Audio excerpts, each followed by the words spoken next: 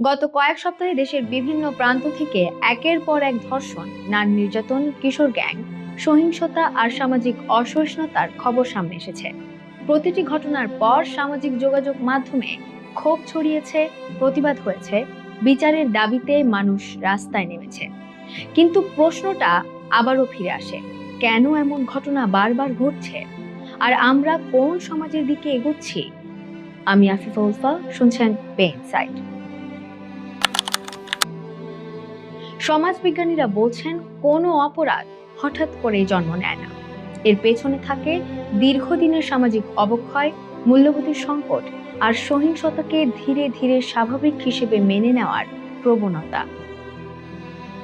আজকের সমাজে আমরা এমন এক বাস্তবতা দেখছি যেখানে মানুষের প্রতি সহমর্মিতা কমছে, নারীকে ব্যক্তি নয়, অনেক সময় বস্তু হিসেবে দেখার মানসিকতা বাড়ছে।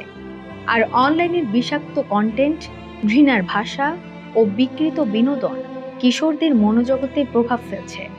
শুধু আইন করলে কি সমাধান হবে? বিশেষজ্ঞরা বলছেন না। কারণ অপরাধ দমনের শাস্তি জরুরি হলেও সমাজকে সুস্থ করতে প্রয়োজন পরিবার, শিক্ষা প্রতিষ্ঠান, ধর্মীয় সাংস্কৃতিক পরিসর, সব জায়গায় মানবিক মূল্যবোধের চর্চা।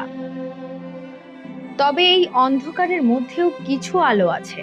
প্রতিটি ঘটনার পর সাধারণ মানুষের প্রতিবাদ, নারীদের নিরাপত্তা নিয়ে তরুণদের সরব হওয়া, সামাজিক সচেতনতা বৃদ্ধি, এসবও পরিবর্তনের ইঙ্গিত দেয়। অনেক স্কুলে এখন শিশুদের গুড টাচ ব্যাড টাচ শেখানো হচ্ছে। কিছু পরিবার সন্তানদের সাথে মানসিক স্বাস্থ্য ও সম্পর্ক নিয়ে খোলামেলা কথা বলছেন। তবে বিভিন্ন সংগঠন অনলাইন সহিংসতা ও নারী বিদ্বেষের বিরুদ্ধে কাজ করছে। হয়তো পরিবর্তন ধীরে আসবে, কিন্তু পরিবর্তন শুরু হয় প্রশ্ন তোলা থেকে, চুপ না থাকা থেকে, অন্যায়ের বিরুদ্ধে দাঁড়ানো থেকে।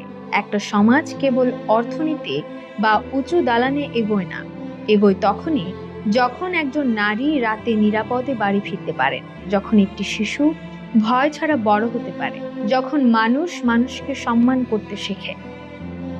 সামাজিক অবক্ষয় রাতারাতি তৈরি হয়নি, তাই উত্তরণও একদিনে আসবে না।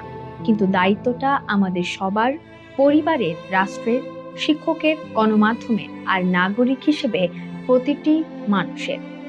ধন্যবাদ এতক্ষণ সাথে থাকার জন্য। বে ইনসাইটের সাথেই থাকুন, দেখুন ও পড়ুন।